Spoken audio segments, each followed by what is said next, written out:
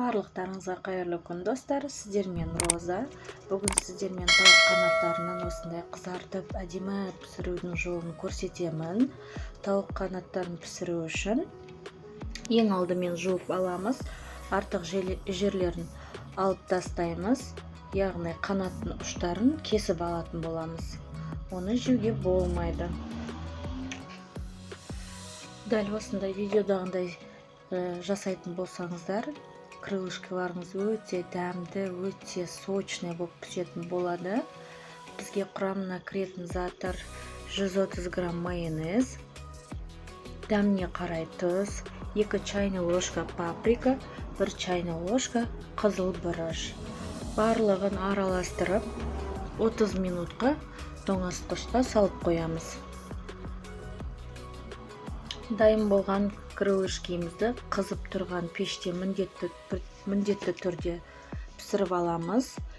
Егер де қызбай тұрған пешке салатын болсаңыздар, тауық қанаттары сіздерде әдемі болып қызарып піспейтін болады.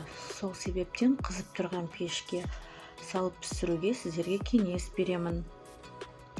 Қажетті заттың барлығын мен описанияда қалдыратын боламын. Дәл видеодағындай етіп жасап көріңіздер. Міндетті түрде сіздерге ұнайды деген ойдамын. Жасап көріңіздер.